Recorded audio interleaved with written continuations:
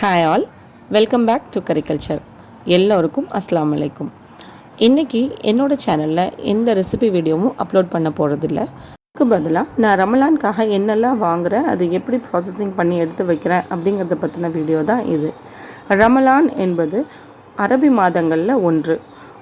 இந்த புனிதமிக்க மாதத்தில் தான் திருக்குரான் என்னும் வேதம் முகமது நபி ஸல்லல்லாஹு அலைஹி வஸல்லம் அவர்களின் மூலமாக அவர்களுடைய வழித்தோன்றல்களுக்கு வழங்கப்பட்டது. இந்த மாதம் முழுக்க நோன்பு இருப்பது இறைவன் நம்மளுக்கு கட்டளையிட்ட கடமைகளில் ஒன்று. அதிகாலையிலிருந்து மாலை வரைக்கும் ஒன்றுமே சாப்பிடாமையும் தண்ணி குடிக்காமையும் இருந்துட்டு அந்த நோன்பு திறக்கிற நேரத்தில் ஹெவியான மசாலா பொருட்களை சாப்பிட்றது உடம்புக்கு நல்லதில்லை. அதனால் இஃப்தாருடைய நேரத்தில் ரொம்ப உணவை லைட்டாக வச்சுக்கணும், அது குளிர்ச்சி தரக்கூடியதாக இருக்கணும். அப்படிங்கிறதுக்காக இந்த நன்னாரி சர்பத் வாங்கி வச்சுருக்கோம். ஸ்ட்ராபெர்ரி க்ரஷ் எனக்கு கடையில் கிடச்சிது, அதுவும் வாங்கி வச்சுருக்கேன். இது பேர் ரூஹ் அப்ஸா. இந்த ரூஹ் அப்ஸாங்கிறது நிறைய பூக்களிலிருந்து எடுக்கப்பட்ட எசன்ஸ் ஆகும். இதை நம்ம ஜூஸ்லேயோ இல்லை தண்ணியிலையோ பால்லையோ கலந்து குடித்தா ரொம்ப உடலுக்கு குளிர்ச்சி தரக்கூடியது. இந்த நன்னாரி சர்பத்தும் ரூஹ் அப்ஸாவும் இல்லாமல் எங்கள் வீட்டில் எந்த ரம்ஜானும் முடிஞ்சதில்லை. இந்த ரூஹ் அப்ஸாவோட ஃப்ளேவரே டிஃப்ரெண்ட்டாக ரொம்ப சூப்பராக இருக்கும். உங்களுக்கு கிடைச்சா கண்டிப்பாக வாங்கி யூஸ் பண்ணி பாருங்கள். இது டேங்கு ஆரஞ்சு ஃப்ளேவரில் வாங்கியிருக்கேன். நான் எப்போவுமே ஃபலூடா வீட்டில் தான் செய்கிறது, ஜவ்வரிசியும் சேமியா வச்சு செய்வேன். இந்த தடவை ஃபலூடா மிக்ஸ்னு ரெடிமேடாக கிடச்சிது. குழந்தைங்க ரொம்ப ஆசைப்பட்டாங்க, நாங்கள் ரெடிமேடாக இதே வாங்கிட்டோம். இதை எப்படி செய்கிறதுன்னு இந்த பேக்கெட் பின்னாடியே போட்டிருக்காங்க. பட்டர்ஸ்காட்சில் ஒரு ஃப்ளேவரும் ஸ்ட்ராபெரியில் ஒரு பேக்கெட்டும் 2 பேக்கெட்டாக வாங்கிட்டேன். இது தவிர வருஷம் வாங்குறது எங்கள் வீட்டில் இந்த சப்ஜா விதையும் பாதாம் பிசின் பேக்கெட்டும். சப்ஜாவோட நியூட்ரிஷனல் வேல்யூ அதிகமாக இருக்குது, ரொம்ப உடம்புக்கு நல்லது. அது கூடவே இந்த பாதாம் பிசினும் அதிக குளிர்ச்சி தரக்கூடியது. இதுதான் அகர் அகர் என்கிற கடல் பாசி வகை. இந்த அகர் அகர் யூஸ் பண்ணி தான் நாங்கள் புட்டிங் செய்கிறோம். இதை பற்றின ஒரு ஸ்பெஷல் வீடியோ நம்ம சேனலில் ஏற்கனவே அப்லோட் பண்ணியிருக்கேன். அந்த வீடியோ லிங்க் ஐகார்டில் கொடுக்குறேன், கண்டிப்பாக பாருங்கள். இது தவிர பாதாம், முந்திரி, பிஸ்தா இது எல்லாமே தேவையாக இருக்குது. எங்கிட்ட பாதாமும் முந்திரியும் ஏற்கனவே வாங்கினது இருந்தது, அதனால் நான் இந்த தடவை பர்ச்சேஸ் பண்ணல. இது தீர்ந்ததுக்கப்புறமா வாங்கிக்கலான்னு விட்டுட்டேன்.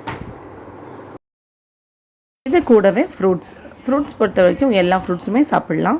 எங்கள் வீட்டில் எப்போவுமே பப்பாளி இருக்கும், இந்த தடவை கிடைக்கல, கிடைக்கும்போது வாங்கணும்.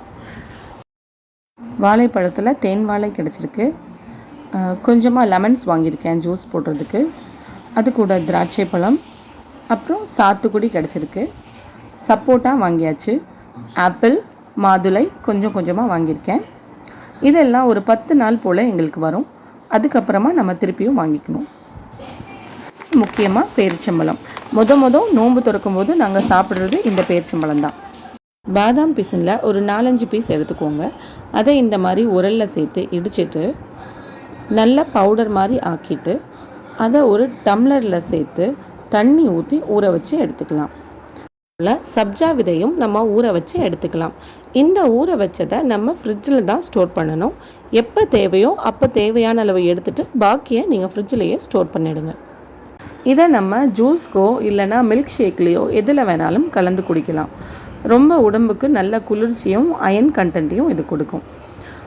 இன்னொரு டம்ளரில் 2 டீஸ்பூன் அளவுக்கு சப்ஜா விதை எடுத்து அதையும் தண்ணி சேர்த்து நல்லா ஊற வச்சு எடுத்துக்கலாம். இந்த மாதிரி அதை ஊற வச்சு எடுக்கிறதுனால அதில் நிறைய வாட்டர் கண்டென்ட் ஆட் ஆகிக்கும். இதை நம்ம சாப்பிடும்போது நம்ம உடம்புலையும் இது நிறைய வாட்டர் கண்டென்ட்டை ஸ்டோர் பண்ணி வச்சு நம்மளுக்கு எனர்ஜி கொடுக்கும். அகர் அகர் 2 டைப்பாக கிடைக்குது. ஒன்று பாய் மாதிரி ஃப்ளாட்டாக கிடைக்கும், இன்னொன்று இந்த மாதிரி சேமியா போல் கிடைக்கும். இந்த சேமியா போல் இருக்கிறது தான் ரொம்ப நல்லாயிருக்கும். கொஞ்சமாக போட்டாலும் நமக்கு அதிக புட்டிங் கிடைக்கும். இதை நம்ம இப்படியே ஸ்டோர் பண்ண முடியாது. அப்படி ஸ்டோர் பண்ணால் ஒவ்வொரு நாளும் எடுக்கிறதுக்கு ரொம்ப கஷ்டமாக இருக்கும். அதனால் இதை சின்ன பிட்ஸாக ஒரு சிசர்ஸ் வச்சு கட் பண்ணி ஒரு டப்பாவில் போட்டு ஸ்டோர் பண்ணிக்கலாம். இது மாதிரி எல்லா அகரகரையும் குட்டி குட்டியாக கட் பண்ணி நம்ம ஸ்டோர் பண்ணி எடுத்து வச்சுக்கிட்டா யூஸ் பண்ணுறதுக்கு ஈஸியாக இருக்கும். ஒரு கைப்பிடி அளவு சைனா கிராஸு நமக்கு 6 கப்பு கிடைக்கும். இதுவே ஒரு நேரத்துக்கு எங்களுக்கு சரியாக இருக்கும். இதை நல்லா கழுவிட்டு ஒரு 10 நிமிஷம் போல் ஊற வச்சுட்டு அப்புறமா நம்ம இதை சமைக்கலாம். இந்த வீடியோ நான் ஐ கார்ட்லேயும் டிஸ்கிரிப்ஷன்லேயும் கொடுக்குறேன், கண்டிப்பாக செக் பண்ணிக்கோங்க. கொஞ்சம் ஹாட் வாட்டரில் 100 கிராம் அளவுக்கு பாதாம் சேர்த்துக்கிறேன். இதை ஒரு ½ அன் ஹவரில் தோல் உரிச்சிடலாம்.